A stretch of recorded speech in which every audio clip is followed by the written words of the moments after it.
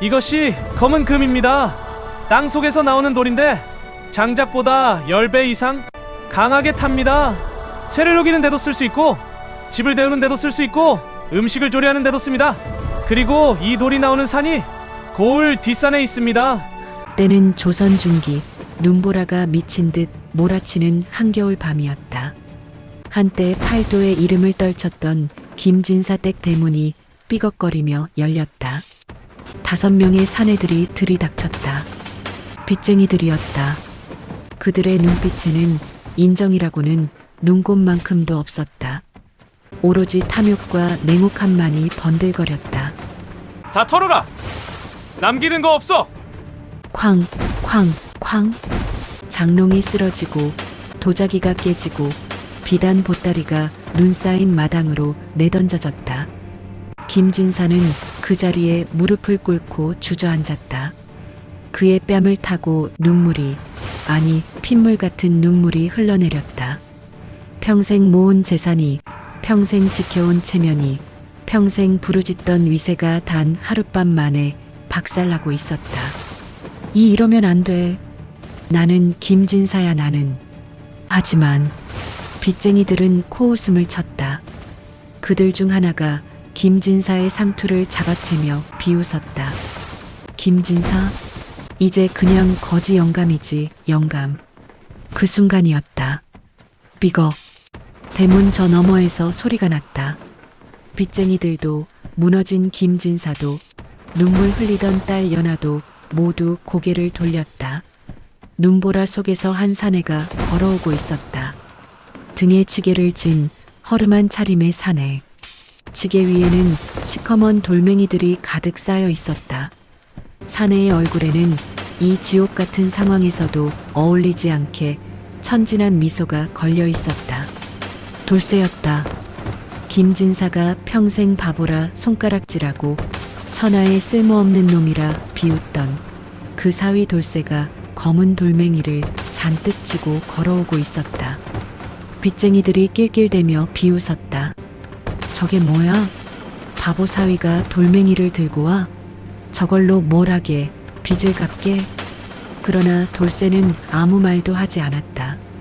다만 조용히 그 검은 돌멩이 하나를 손바닥 위에 올려놓고 바라볼 뿐이었다. 그 돌은 눈보라 속에서도 묘하게 빛났다. 봄이었다. 진달래가 흐드러지게 피어난 어느 오후, 연아는 개울가에서 빨래를 하다 그를 처음 만났다. 그 사내는 개울 건너편 돌 위에 쪼그려 앉아 물속을 들여다보고 있었다. 잘생긴 것도 아니고 특별히 눈에 띄는 외양도 아니었다. 그냥 수수하고 순박하고 어딘가 해맑은 얼굴. 옷은 낡았지만 깨끗했고 손은 거칠었지만 따뜻해 보였다. 거기 뭐 하세요? 연아가 물었다. 사내가 고개를 들었다. 그리고 빙긋 웃었다. 물고기요. 이 물고기가 오늘 계속 저한테 말을 거는 것 같아서요. 연아는 어이가 없어서 웃어버렸다. 물고기가 말을 건다니. 이 사람 좀 이상한 사람인가. 근데 그 웃음이, 그 엉뚱함이 이상하게 마음에 걸렸다. 그게 시작이었다. 며칠 후 또 마주쳤다. 또 그 다음에도 마주쳤다. 사내의 이름은 돌쇠라고 했다. 동네에서 온갖 허드렛 일을 하며 사는 총각이었다. 마을 사람들은 그를 바보 돌쇠라고 불렀다. 눈치가 없고 세상 물정 모르고 쓸데없는 것에만 관심을 갖는다고. 길에 굴러다니는 돌멩이를 주워다 살펴보고 산에서 땅을 파보고 혼자 뭔가를 중얼거린다고. 하지만 연아가 보기에 돌쇠는 달랐다. 그는 거짓말을 할 줄 몰랐다. 아니, 거짓말의 필요성 자체를 이해하지 못하는 사람 같았다. 그의 눈빛은 항상 맑았고 그 맑음 속에는 이상하게 깊은 무언가가 있었다. 마치 모든 걸 다 알면서도 모르는 척 사는 사람처럼. 연아는 어느새 그를 사랑하고 있었다.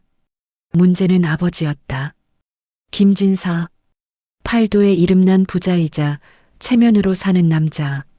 그는 딸의 혼처로 세 군데를 점 찍어두고 있었다. 한양의 이판서 아들, 전주의 최부자 집 둘째, 아니면 적어도 고을 현감 아들이어야 했다. 그게 김진사가 생각하는 딸의 가치였다.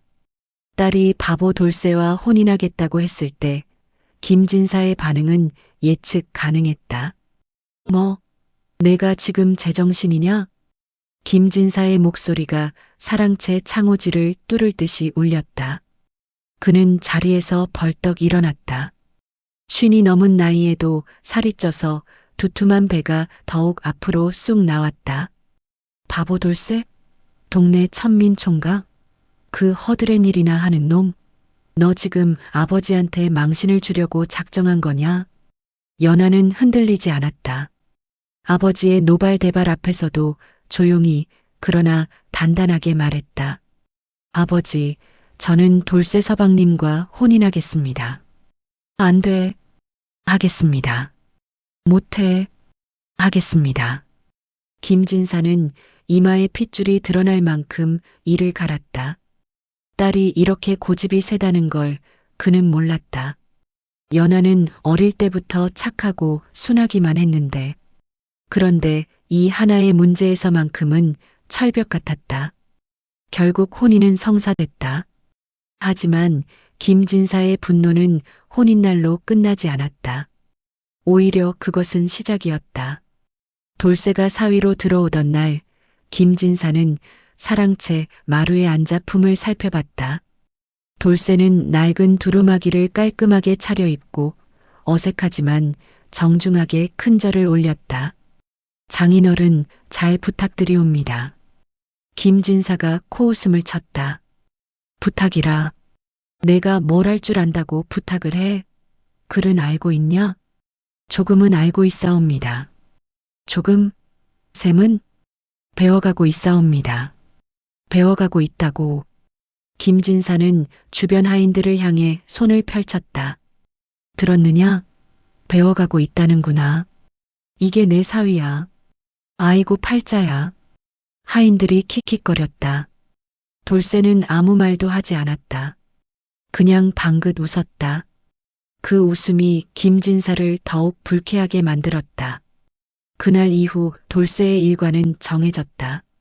아침에 일어나면 마당을 쓴다. 오전에는 장작을 패거나 물을 깃는다. 오후에는 심부름. 저녁에는 또 마당을 쓴다. 사위가 아니라 하인보다도 못한 취급이었다. 그래도 돌쇠는 불평 한마디 없었다. 마당을 쓸다가도 빙긋 웃었다.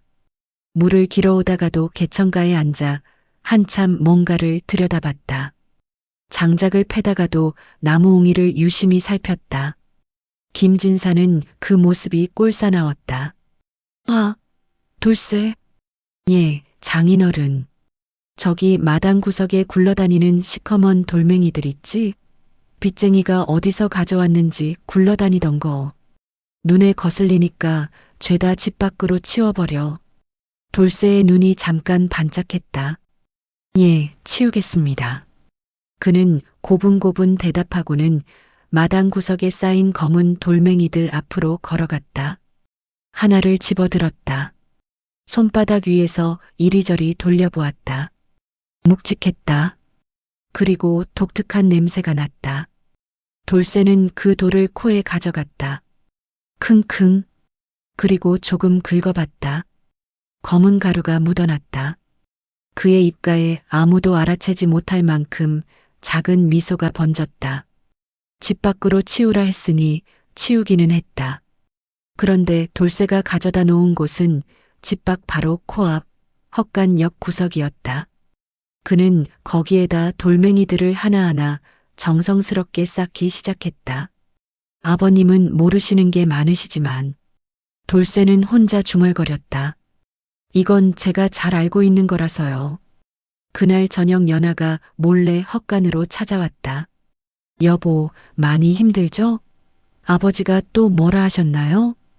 돌쇠가 고개를 들었다. 그의 눈은 조금도 힘들어 보이지 않았다. 힘들지 않아요. 오히려 좋은 거 발견했어요. 연하가 눈썹을 찌푸렸다. 좋은 거요? 네. 돌쇠는 검은 돌멩이 하나를 집어 연화에게 내밀었다. 이거 아세요? 이게 뭔지? 연화는 돌멩이를 받아들었다. 시커멓고 묵직한 그냥 돌멩이였다. 그냥 돌 아닌가요? 돌쇠는 웃었다. 세상 사람들이 다 그렇게 알고 있죠. 그 웃음 속에 무언가가 있었다. 연하는 그게 무엇인지는 몰랐지만 그 웃음이 이상하게 든든하게 느껴졌다. 한편 사랑채에서는 김진사가 손님을 맡고 있었다. 이웃 마을에 박생원이 찾아와 둘이 술잔을 기울이며 무언가를 의논하고 있었다. 박생원은 50살 남짓에 눈이 가늘고 말이 번지르르한 위인이었다.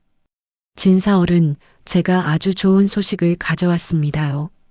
한양에 아는 분이 계신데 이번에 아주 확실한 투자 자리를 소개해 주시겠다고 합니다.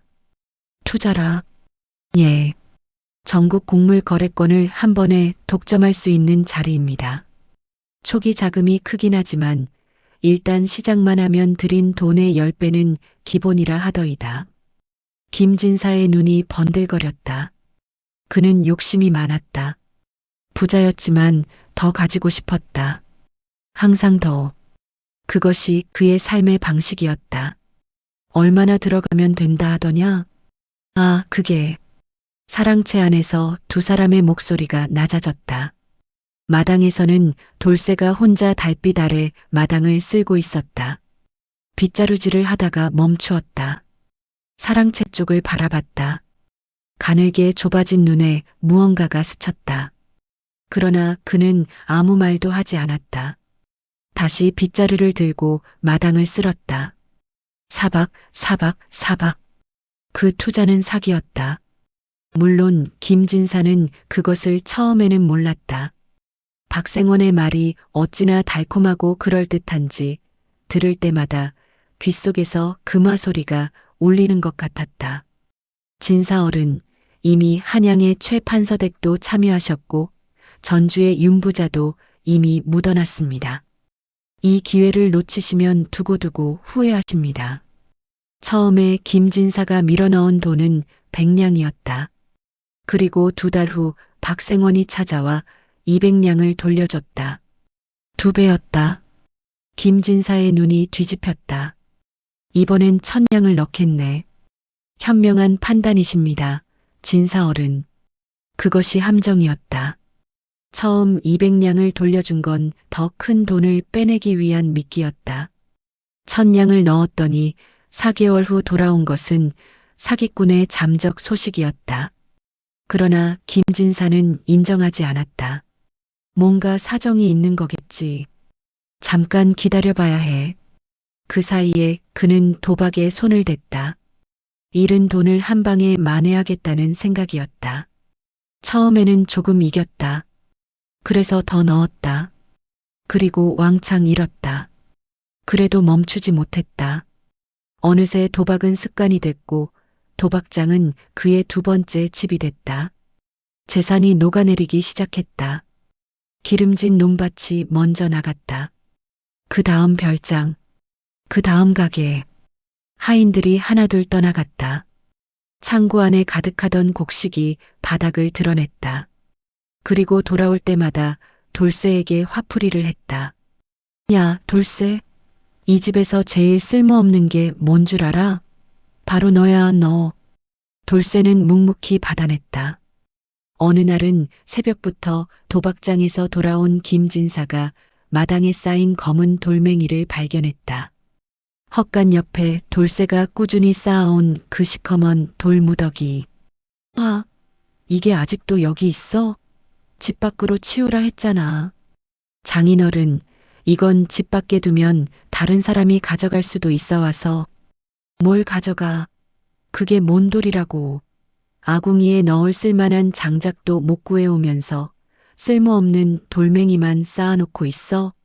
당장 다 버려. 장인어른, 지금 당장 갖다 버리라고. 돌쇠의 눈이 잠깐 흔들렸다. 그 눈에는 두려움도 반항도 아닌 무언가 다른 것이 있었다. 깊은 안타까움 같은 것. 그는 돌멩이들을 들고 나갔다. 그리고 마을 어기 자신만 아는 후미진 바위 틈에 차곡차곡 숨겨두었다. 연아가 밤에 남편의 손을 잡았다. 손이 굳은 살투성이에 긁힌 상처가 나 있었다. 여보, 아버지가 또 그러셨어요? 네. 많이 힘드시죠? 아니요. 돌쇠는 진심으로 웃었다. 나는 괜찮아요. 오히려 아버님이 걱정이에요. 아버지가요? 저 박생원이라는 자, 눈빛이 좋지 않아요. 그리고 아버님이 요즘 도박을 하시는 것 같던데. 연아의 얼굴이 굳었다. 어떻게 알았어요? 신발에 도박장 흙이 묻어오십니다. 돌쇠가 조용히 말했다. 도박장 근처 특이한 황토가 있거든요. 색이 달라요. 연아가 입을 다물었다. 남편이 바보가 아니라는 것을 그녀는 이미 오래전부터 알고 있었다. 하지만 이런 구체적인 말을 들을 때마다 가슴이 서늘해졌다. 그럼 어떻게 해야 해요? 아버지를 말려야 하는데. 제가 몇 번 말씀드리려 했는데. 돌쇠가 쓴웃음을 지었다. 장인어른은 제 말을 들으실 분이 아니시잖아요. 그것은 사실이었다. 김진사는 돌쇠의 말이라면 무조건 무시했다. 바보 사위의 말은 들을 필요도 없다는 태도였다. 돌쇠는 뭔가를 결심한 듯 잠시 눈을 감았다가 떴다. 제가 할 수 있는 걸 하겠습니다. 지금 당장은 아니어도 때가 오면. 때가 오면이요? 네. 돌쇠는 별이 총총한 하늘을 올려다봤다. 아직은 때가 아니에요. 그로부터 2달 후 김진사는 완전히 파산 직전까지 몰렸다. 박생원이 다시 나타난 것은 그 무렵이었다. 그는 이번에는 더 교활했다. 이미 사기친 피해자를 다시 찾아와 피해를 만회시켜주겠다는 말로 접근했다. 새로운 기회였다. 소금 무역 독점권, 한양 상단 지분, 어선 사업. 그럴듯한 이야기들이 줄을 이었다. 이미 판단력이 흐려진 김진사는 또 넘어갔다. 그는 마지막 남은 집문서를 담보로 돈을 빌렸다. 그 돈을 박생원에게 넘겼다. 그리고 박생원은 그날 밤 흔적도 없이 사라졌다. 소문이 동네에 퍼지는 데는 하루도 걸리지 않았다. 김진사가 완전히 망했다더라. 집까지 담보로 넣었다가 다 날렸다더라. 거지가 됐대. 저 체면쟁이가 거지가 됐어? 세상에. 김진사는 사랑채에 홀로 앉아 넋이 나간 표정으로 벽만 바라봤다. 안채에서는 연아가 혼자 울고 있었다. 그날 밤 돌쇠는 마을 어귀로 걸어갔다. 바위 틈에 숨겨둔 검은 돌멩이들이 달빛에 반짝이고 있었다. 그는 한참 그것들을 바라보았다. 그의 눈빛은 차분하고 결연했다. 이제 때가 됐나? 12살 여름이었다. 돌쇠는 그때 혼자였다. 어머니는 일찍 돌아가셨고 아버지는 어딘지 모를 곳으로 일하러 가고 없었다. 먹을 것을 찾아 산을 헤매다가 돌쇠는 길을 잃었다. 사흘을 산속에서 헤맸다. 그러다 만난 것이 노인이었다. 흰 수염이 배꼽까지 내려오는 약초 바구니를 맨 노인이었다. 그는 길 잃은 아이를 보고도 놀라지 않았다. 그냥 따라오너라 했다. 노인은 산속 깊은 곳, 바위 사이 좁은 통로를 지나 거대한 지하 공간으로 돌쇠를 데려갔다. 거기에는 아무것도 없었다. 그냥 시커먼 돌로 이루어진 동굴이었다. 이거 보여? 노인이 돌멩이 하나를 집어들었다. 돌쇠가 아는 보통 돌과는 달랐다. 훨씬 검었고 무거웠고 독특한 냄새가 났다. 이게 뭐예요? 불을 품은 돌이야. 노인은 부싯돌로 불을 일으켜 그 돌에 불씨를 붙였다. 처음에는 아무것도 일어나지 않는 것 같더니 점점 그 돌 표면이 빨갛게 달아오르기 시작했다. 그리고 화르르 놀라운 불꽃이 피어올랐다. 어린 돌쇠는 눈을 크게 뜨고 그 불을 바라봤다. 보통 나무가 탈 때와는 비교도 할 수 없는 강렬한 열기. 하나의 돌에서 타오르는 불이 장작 다발보다 몇 배는 강하게 느껴졌다. 대단해요. 그렇지. 근데 아무도 이 돌의 가치를 몰라. 그냥 시커먼 돌멩이로 보거든. 사람들은 눈에 보이는 것만 믿으니까. 노인이 돌쇠를 바라봤다. 얘야, 세상에는 가치를 알아보는 자와 모르는 자가 있어. 내가 어느 쪽이 될지는 내가 결정하는 거야. 그 뒤로 노인은 사흘 동안 돌쇠에게 이것저것 가르쳐 줬다. 그 검은 돌이 어디에서 나오는지, 어떻게 알아보는지, 어디에 쓸 수 있는지. 마을로 돌아온 후 돌쇠는 그것을 아무에게도 말하지 않았다. 말해봤자 믿는 사람이 없을 것 같아서가 아니었다. 그냥 때가 아닌 것 같아서. 그 이유가 스스로도 확실하지 않았지만 마음속 어딘가에서 그렇게 말하는 것 같았다. 그리고 세월이 흘러 돌쇠는 어른이 됐고 연하를 만났고 결혼을 했고 김진사 댁으로 들어왔다. 그날 마당에서 처음 그 검은 돌멩이들을 발견했을 때 돌쇠의 심장이 쿵 내려앉았다. 알아봤다. 그것은 분명히 그 검은 돌이었다. 헛간 옆에 차곡차곡 쌓아두고 마을 어귀 바위 틈에 숨겨두고 그리고 오늘 밤 돌쇠는 그것들을 조심스럽게 하나씩 꺼내 살펴보았다. 크기도 모양도 제각각이었지만 공통점이 있었다. 만지면 검은 가루가 묻었다. 긁으면 번들번들했다. 그리고 냄새. 그 특유의 냄새. 돌쇠는 쇠그릇에 돌멩이 하나를 올려놓았다. 부싯돌을 꺼냈다. 탁, 탁, 탁. 불꽃이 튀었다. 그리고 화르르. 그의 눈앞에서 돌이 타오르기 시작했다. 강렬한 주황빛 불꽃. 장작 따위와는 비교도 안 되는 열기. 밤 공기 속에서 불꽃이 활활 타오르며 주변을 환히 밝혔다.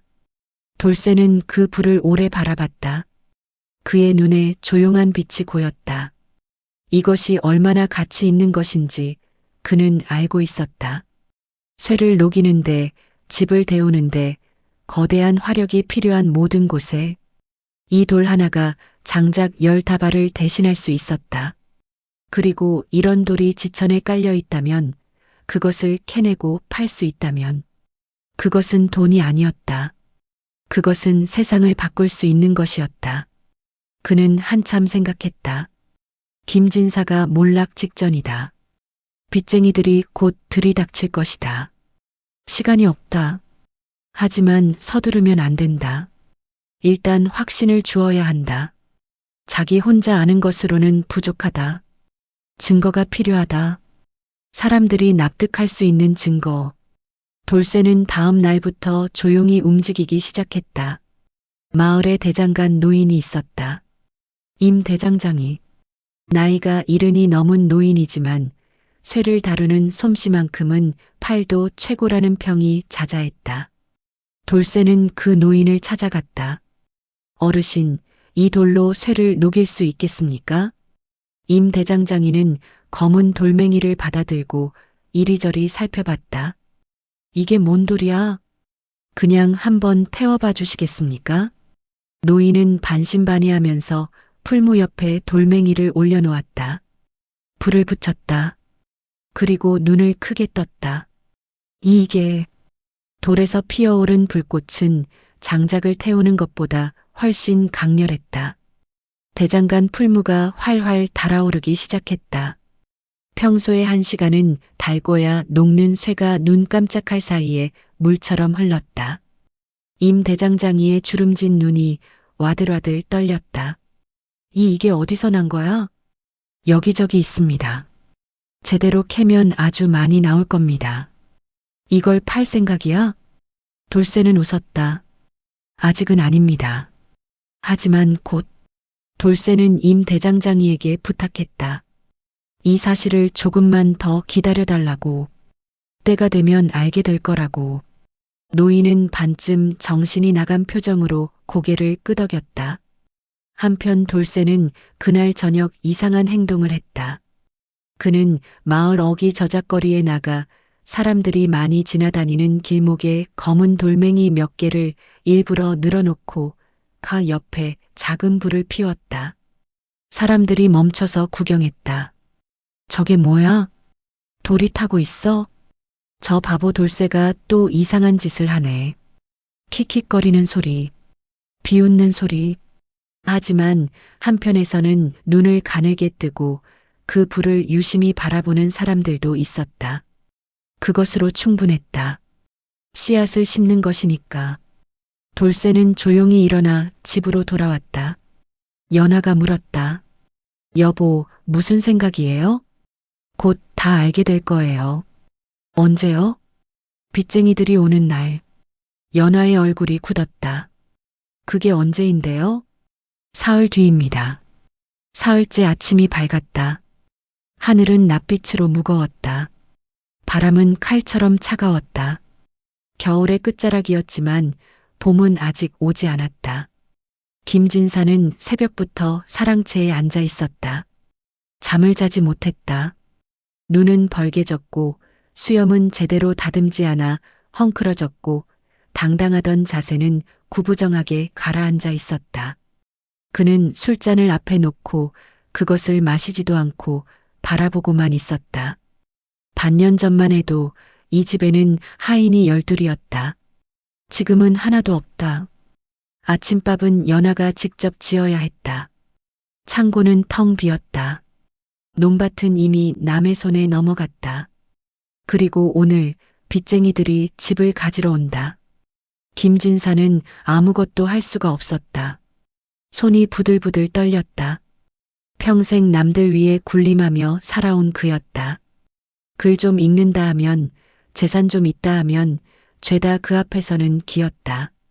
그 위세와 체면이 이 남자를 살게 한 것이었다. 그런데 지금 그것이 하나도 없었다. 그는 혼자 중얼거렸다. 내가 어디서부터 잘못된 거지. 어디서부터. 안채에서 연아가 나왔다. 그녀의 눈 주변이 부어 있었다. 밤새 운티가 났다. 아버지, 아침 드셔야 해요. 먹기 싫다. 아버지, 됐어. 저리 가. 연아는 말문이 막혔다. 아버지의 등이, 그 구부정하게 처진 등이 너무 낯설어서 선뜻 다가가지도 못했다. 바로 그때였다. 쿵쿵쿵. 대문을 두드리는 소리가 울렸다. 한 번, 두 번, 세 번. 점점 세졌다. 김진사, 나오시오. 오늘 결판 냅시다. 쇳소리 같은 목소리였다. 고금대의 목소리였다. 그는 이 지역 최고의 고리대금업자였다. 얼굴은 넓적하고 눈은 작고 매서웠으며 평생 빚쟁이 노릇을 하며 살아온 탓인지 웃는 법이 없었다. 그의 뒤에는 5명이 더 있었다. 죄다 덩치가 크고 팔뚝이 굵었다. 그들의 손에는 새끼줄과 자루가 들려 있었다. 대문이 열렸다. 김진사가 마당으로 나왔다. 그는 떨리는 다리를 억지로 버티며 고금대 앞에 섰다. 잠깐만 기다려주면 내가. 기다림은 충분히 했소. 고금대의 목소리는 조금도 흔들리지 않았다. 3달을 기다렸소. 이제 집을 가져갈 것이오. 이 집은 조상 대대로 내려온 빚담보로 잡힌 집이오. 계약서대로 하는 거요. 고금대가 손짓을 하자 그의 부하들이 일제히 움직이기 시작했다. 그들은 아무런 망설임도 없었다. 방문을 열어 젖혔다. 마지막 남은 가구들을 마당으로 끌어냈다. 장롱, 반다지, 서탁. 쾅, 쾅, 쾅. 마당에 내던져지는 물건들 소리가 둔탁하게 울렸다. 연아가 달려나왔다. 잠깐요. 잠깐만요. 제발, 제발 조금만 더 시간을. 고금대의 부하 하나가 연아를 가볍게 한 손으로 밀쳐냈다. 연아가 비틀거리며 마당에 주저앉았다. 비켜요, 아가씨. 여기 있으면 다쳐요. 그의 목소리에는 인정이 없었다. 그것이 그냥 일인 것처럼. 김진사가 벌떡 뛰었다. 아, 이놈들이 내 딸에게 감히. 진사어른. 고금대가 차갑게 돌아봤다. 지금 소리 지를 처지가 아니시오. 우리가 원하면 당신도 끌어낼 수 있어요. 김진사의 발에서 힘이 빠졌다. 고금대는 천천히 마당을 둘러봤다. 그의 시선이 마당 한쪽에서 멈췄다. 돌쇠가 서 있었다. 저게 뭐요? 이 집 사위. 고금대의 부하 중 하나가 낄낄거렸다. 맞아요.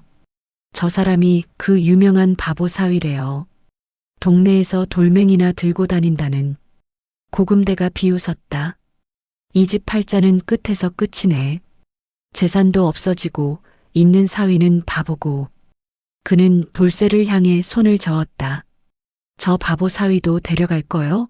아니면 두고 갈 거요? 주변 사람들이 웃었다.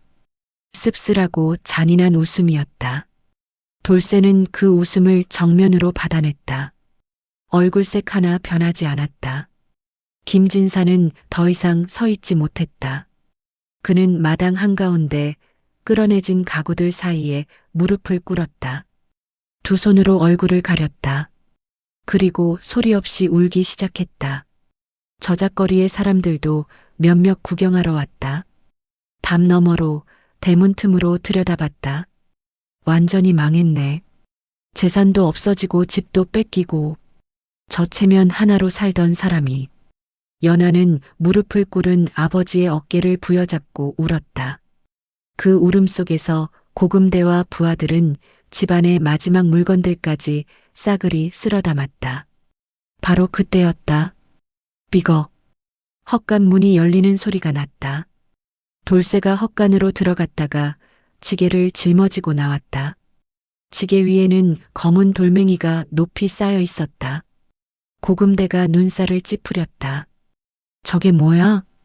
바보 사위가 돌 짊어지고 어딜 가나 봐.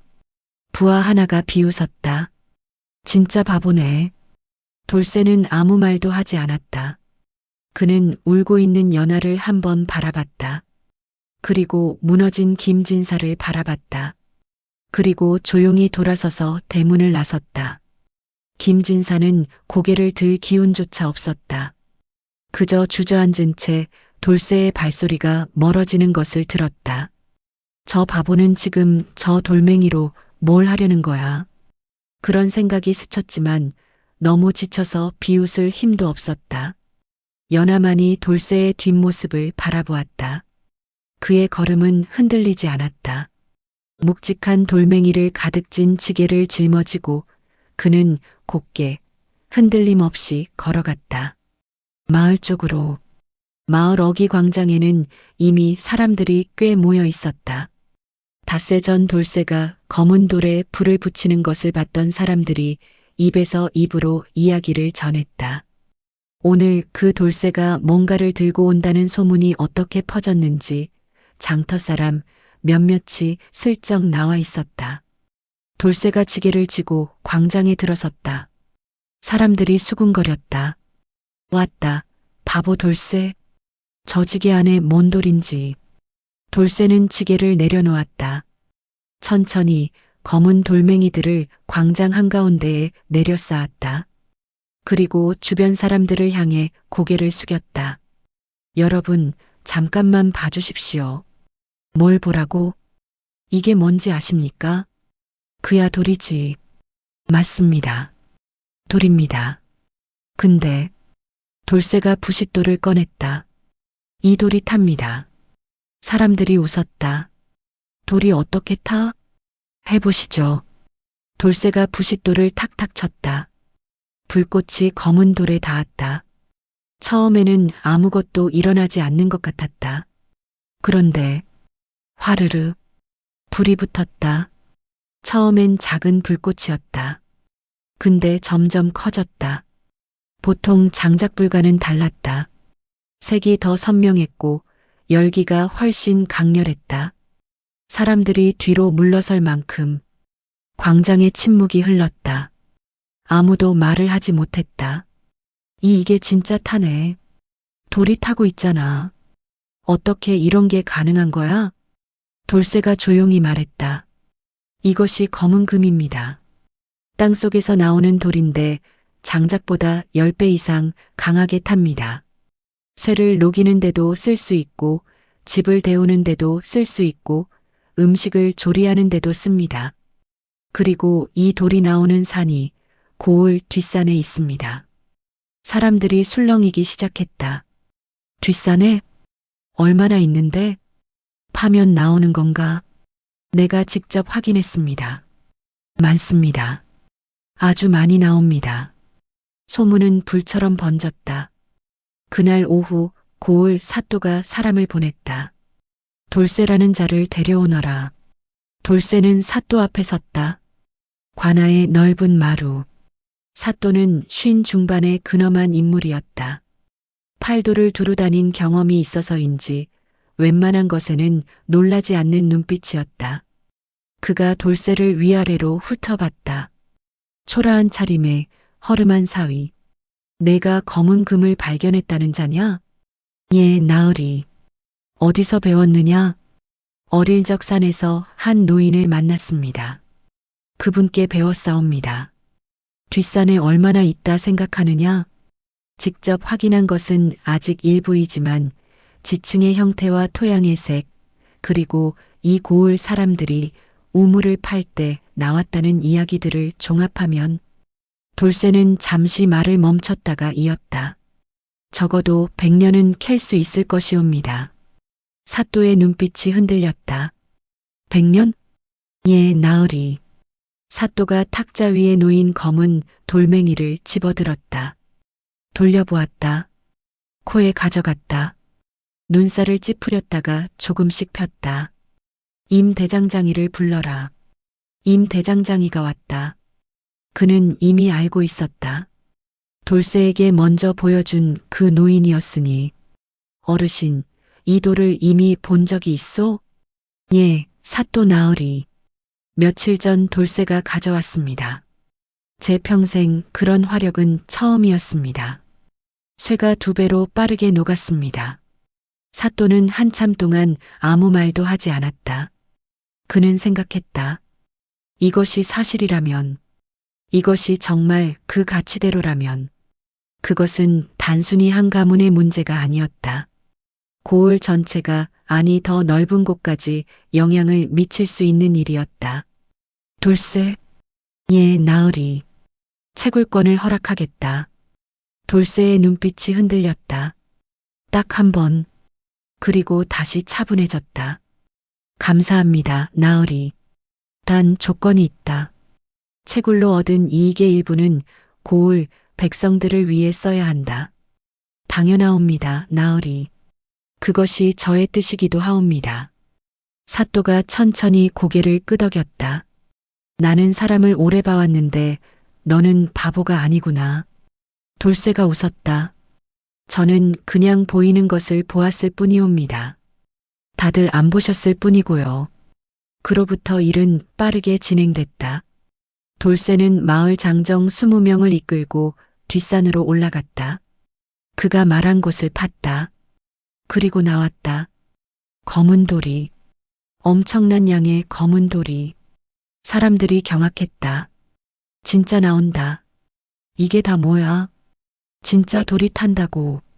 첫날 캔 것만으로도 마을 전체의 한 달치 땔감보다 많았다. 이틀이 지나자 인근 고을에서 사람들이 사러 왔다. 사흘이 지나자 상인들이 몰려왔다. 그리고 열흘 후 돌쇠는 묵직한 돈주머니를 들고 고금대 앞에 섰다. 고금대는 눈을 가늘게 뜨고 그를 바라봤다. 이게 뭐요? 김진사 댁빚 전부 갚으러 왔습니다. 전부? 원금의 이자까지 셈해 보십시오. 고금대가 주머니를 열었다. 안에 든 돈을 세기 시작했다. 세고 또 세고. 그의 손이 느려졌다. 충분했다. 아니, 넘쳤다. 그는 한동안 돌쇠를 바라봤다. 아무 말도 하지 못했다. 돌쇠가 웃었다. 집문서 돌려주십시오. 빚쟁이들이 가져갔던 집 살림살이들이 다시 김진사 댁 마당으로 돌아왔다. 장롱이 돌아왔다. 반다지가 돌아왔다. 그리고 무엇보다 창고가 다시 곡식으로 가득 찼다. 마을 사람들 중 가난한 집에는 쌀 한 가마씩이 돌아갔다. 굶주리던 아이들이 뜨거운 밥을 먹었다. 소문이 들불처럼 번졌다. 바보 돌쇠가 고을을 살렸대. 검은 금을 캐서 가문도 살리고 백성도 살렸대. 그 사람 바보가 아니었어. 우리가 바보였던 거지. 그날 저녁 김진사의 안채. 돌쇠가 문을 열고 들어서자 김진사가 거기 있었다. 그는 방 한가운데 앉아 있었다. 창 너머로 저녁 노을이 비쳐들었다. 김진사의 얼굴을 주황빛으로 물들였다. 그 얼굴에는 어떤 표정이 있었다. 오만도 아니고 분노도 아니었다. 그것은 수치였다. 그리고 그 아래에 어떤 무너짐이 있었다. 자네가 내 빚을 다 갚아줬다고? 예. 그 검은 돌멩이로? 예. 김진사는 입술을 깨물었다. 내가 그걸 치우라고 했었지. 버리라고 했었지. 예. 자네는 그걸 알면서도 말씀드리지 못했습니다. 죄송합니다. 아니. 김진사가 고개를 흔들었다. 자네가 말을 해도 내가 안 들었겠지. 그것도 내가 알아. 침묵이 흘렀다. 그것은 무거웠다. 하지만 나쁜 무게가 아니었다. 김진사가 천천히 자리에서 일어났다. 그리고 돌쇠 앞에 무릎을 꿇었다. 돌쇠가 깜짝 놀라 뒤로 물러섰다. 장인어른, 이러시면 내가 잘못했네. 김진사의 목소리가 갈라졌다. 자네를 바보라 불렀지. 쓸모없다 했지. 천대하고 멸시하고 사람 취급을 안 했지. 그의 눈에서 눈물이 흘렀다. 예순에 가까운 사내의 눈물이었다. 근데 진짜 바보는 나였어. 눈앞에 있는 것도 못 보고 제 욕심에 눈이 멀어 다 날려버리고. 돌쇠는 잠시 서 있었다. 그리고 천천히 앞으로 걸어가서 장인의 손을 잡았다. 장인어른, 일어나십시오. 아직 할 말이 다 했습니다. 돌쇠가 조용히 웃었다. 이제 됐습니다. 연하가 문간에 서 있었다. 그녀의 눈에는 눈물이 가득했다. 아버지를 바라봤다가 남편을 바라봤다. 그 두 사람 사이에 흐르는 것을 그녀는 오래오래 가슴에 담았다. 용서라는 것이 어떤 것인지 오늘에야 비로소 알 것 같았다. 그날 이후 돌쇠는 달라진 것이 없었다. 여전히 새벽에 일어나 마당을 쓸었다. 여전히 마을 사람들에게 고개를 숙였다. 여전히 길에서 검은 돌멩이를 발견하면 한참을 들여다봤다. 달라진 것이 있다면 딱 하나. 이제 마을 사람들이 그를 볼 때 비웃지 않았다. 고개를 숙였다. 그리고 그를 부르는 이름이 달라졌다. 바보 돌쇠가 아니었다. 돌쇠 어른이었다. 어느 봄날 아침 연하가 돌쇠에게 물었다. 여보, 처음부터 다 알고 있었어요? 그 돌이 그렇게 귀한 것인 줄? 돌쇠가 마당을 쓸다가 멈췄다. 빙긋 웃었다. 알고 있었죠. 그럼 왜 진작에 말하지 않았어요? 말했으면 장인어른이 믿으셨겠어요? 연하가 입을 다물었다. 그럼 빚쟁이들이 오는 날 맞춰서 가신 것도 때가 그날이었으니까요. 연하는 잠시 남편의 얼굴을 바라봤다. 여보, 당신은 처음부터 바보가 아니었네요. 돌쇠가 그녀를 바라보며 웃었다. 그 웃음은 처음 개울가에서 만났을 때의 그 웃음이었다. 해맑고 따뜻하고 그 안에 무언가 깊은 것이 담긴. 저는 그냥 기다릴 줄 알았을 뿐이에요. 때를 기다리고 사람을 기다리고. 봄바람이 마당을 지나갔다. 진달래 꽃잎 하나가 살랑 날아와 돌쇠의 어깨에 내려앉았다. 마당에는 따뜻한 햇살이 가득했다. 검은 돌멩이 하나가 마당 구석에 놓여 있었다. 그 돌이 봄볕을 받아 묘하게 빛났다. 구독과 좋아요 부탁드려요. 감사합니다.